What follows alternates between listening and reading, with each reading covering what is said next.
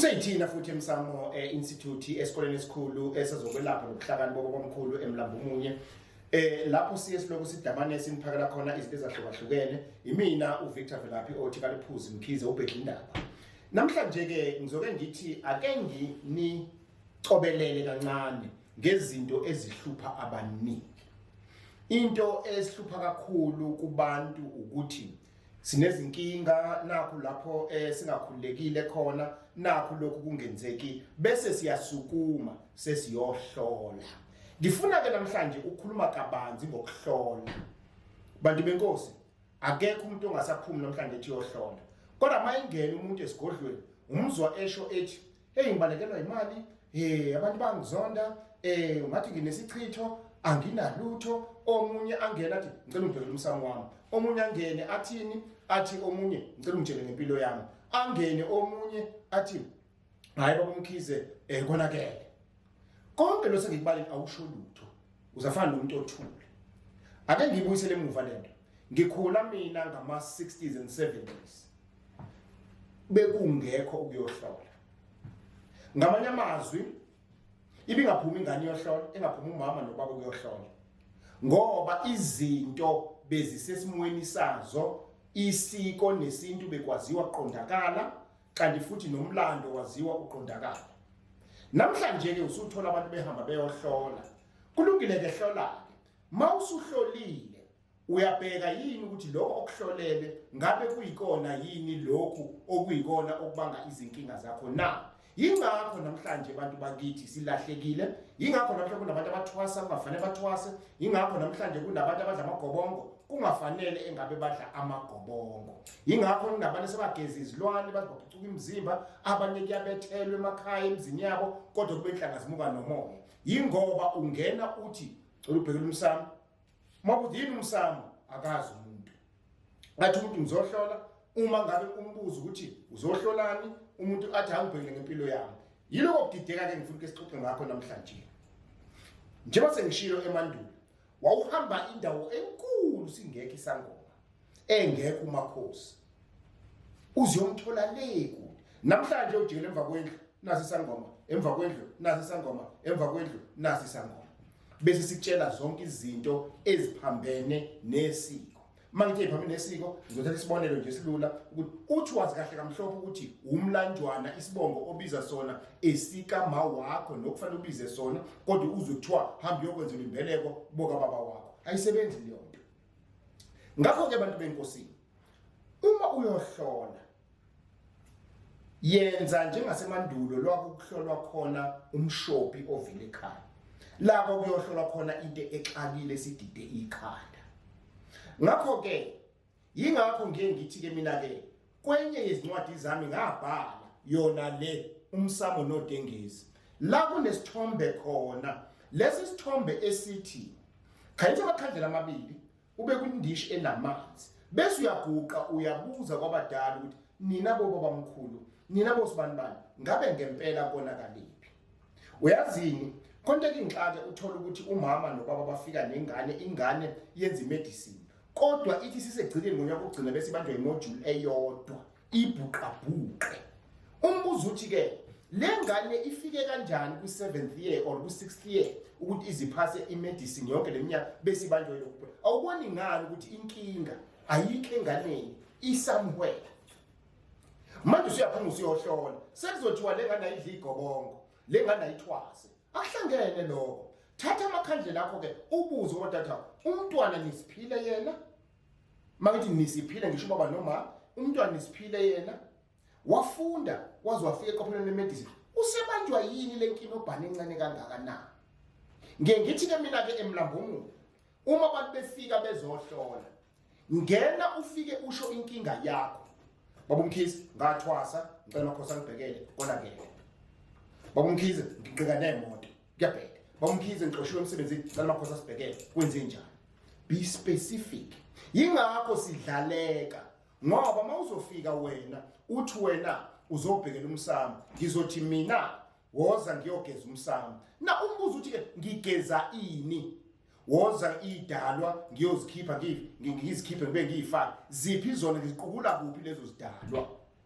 ngakho mawuyohlola phuma ekhaya wathi yonzana kuloko kuhlola kwakho yazi ukuthi futhi ngizothini lokho kuphumayo kuyahambisana yini nezinkinga zakho. Ake sithi ingane ziyafeyila esikoleni aziphumeleli sengiyasuka mina ngithi ngizobethela ekhaya yini le ngizoyibethelela buza ngibethela ini. Okwesibili uzohlola bese ngithi mina wazalwa umbethe kufanele sembule yini ukwembula wembethe ini.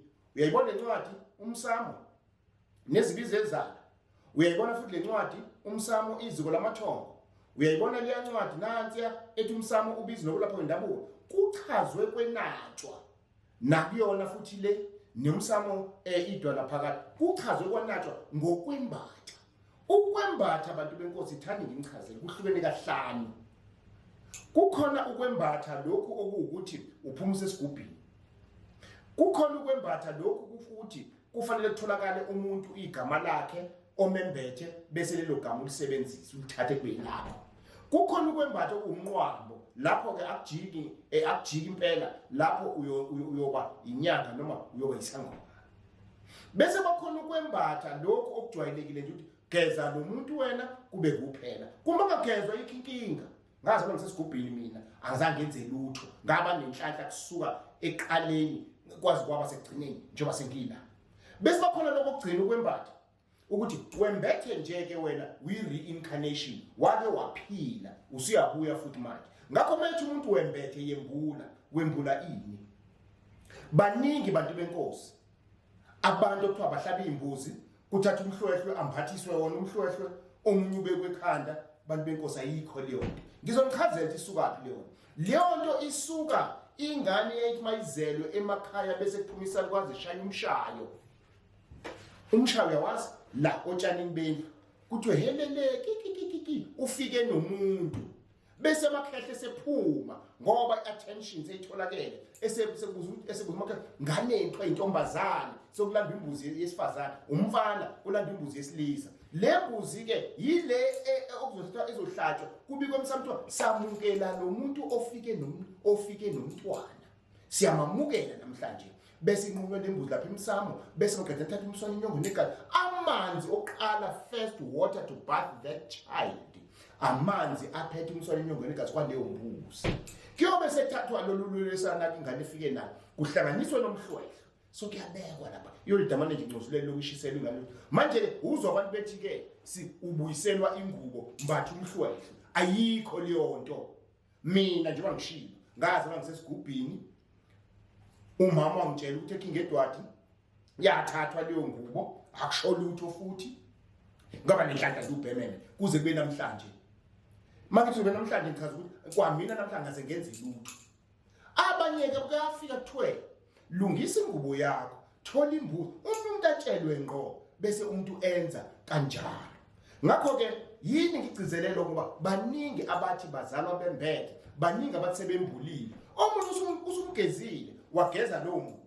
Ngakho lapho kwembatha nazi into ezifunekayo kufanele ugobela akutholele ukuthi wembethe bani wangakuphi wangakaluphi uhlangothi khabo mama if sekhabo mama kuboka mama noma komalume wakhe, khabo baba if ukhabo baba kuboka baba noma komalume wakhe, isalukazi noma yikhehla. Bese nibuza ukuthi ufunani ukugezwa ngani? Khona ufuna ukugezwa ngeenkukhu nje akho lutho, omnye ufuna ukugezwa njengani ngembuzi akho lutho. Bese kuthiwa ngidla igobo, alikho igobo laloko bantu benkosi, alikho. Ngakho ke yilezi izinto ukuthi mawohlola fanele uzibheke. Bazali ake nenze kanjena, umzali ukuthi azi kahle amhlophe kunezinto angazenzanga bese ingane iyahluleka esikoleni bese khomba ingane athi inganeni hayi awuhlolela mkhisi. Uhlola ini? Ngoba uyazi kahle amhlophe le ukuthi wena ma uyabaleka ubalekelana nedlozi kumbe ithongo kumbe ekhaya kunezinto engingazigcini. Kodwa manje bese kushaya ingane iBhayibheli ngiyalifunda nje lisho nilithi izono zabazali ziyokwela kubantwana. Manje ke pho senixakwa yinike namhlanje ke. Ngakho ke mawuyohlola hamba uyohlola into ngempela ewumshophi evele ekhaya, hayi ukuthi uhanjelwa imali. Asibuyele lokhu hanjelwa imali. izihambe nje imali ubani okunika umsebenzi. Ngisho umdali wezulu nomhlaba. Ukhona yini uNkulunkulu ongafika kuphe aphinda kuphutha? Ukhona? Akekho. You give. Kodwa if I give, wena in return, you don't now say thank you. They don't have to take. Yingakho abantu abaningi abaxoshwe esigodlweni kimi, hamba uyohlaba, hamba uyobonga.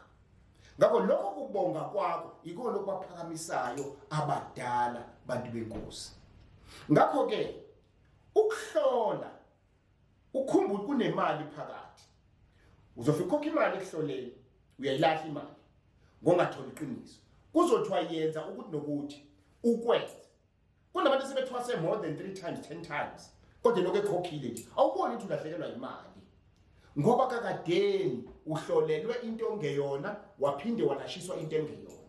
Kufana nokuthi uGobela athi idlozi alikho kulomuzi. Awunadlozi wena. Ungachithi igazi la ekhaya. Kokabani umuzi? Hayi ngaba ngenisa abantu abadala. Abantu abadala mangibangenisa kwasho kwacima bese ethi uGobela akwenzekanga kahle. Ayikho leyo nto bantu benkosi. Ngizokhuluma ngokulandelayo ngokungeniswa kwabantu abadala nemicimbi eyenziwayo ngesintu ukuthi imiphi yona etholakala kule ncwadi ethi umsamo nezibi zezala. Ngakho ke nake ngifuna ukucebisa kona. 1, mawuyohlola yazi uyohlola. Okwesibili, mawuyohlola musu kuvumela ukutshelwa ngumthakathi. Tshelwa ngedlozi. Ngoba konakele ethungweni noma edlozini. Okwesibili konakele emlandweni. Mawuyohlola musu kutshelwa ngokubethela. Musu kutshelwa into ezizokhishwe ebaleni. Ngokumbuza ukuthi zifakwe ubani. Ngoba uma ulungise kahle ithongo lakho likhaliphile, kufanele lifike ebusuku likutshele lithi ndodakazi, baba, mama, kunento efakiwe la ebaleni. Bese ubuyela kubona ngamakhandlela njengoba ngisho ukutholakala le ncwadi ukuthi sikukhipha kanjani. Ake nisebenzise i-communication ukuxhumana phakathi kwenu nethongo, phakathi kwenu nedlozi. Ake nisebenzise lokho nje bantu benkosi. Ngaphambi kokuba niphume nithi niyobhula.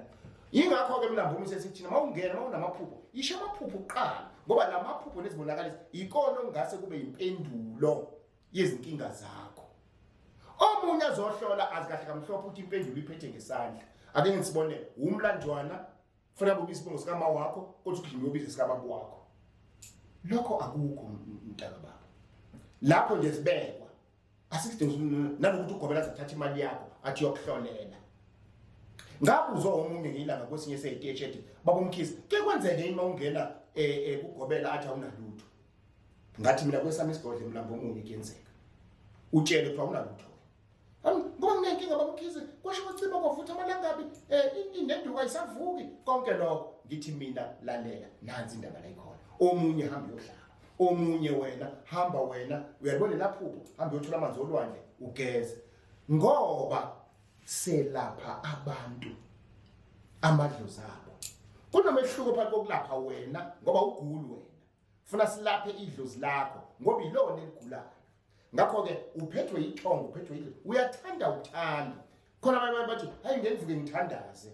Ukuthandaza phela angithi uxhumana nalona ethongweni lakho owayethandaza bese uyasizakala. Musu ukuthatha njenge status ese-civilization ukuthi ngoba wena uyathandaza umuthi awusebenzi kodwa awusebenzi nje umuthi mhlambe indaba ingoba idlozi lakho either lufuni noma liyawufuna kodwa kuze umuthi orong. Ufana nomuntu othwasayo athwasise ngempande ongeyona bese ethi ngathwasa kodwa kungenzeki lutho.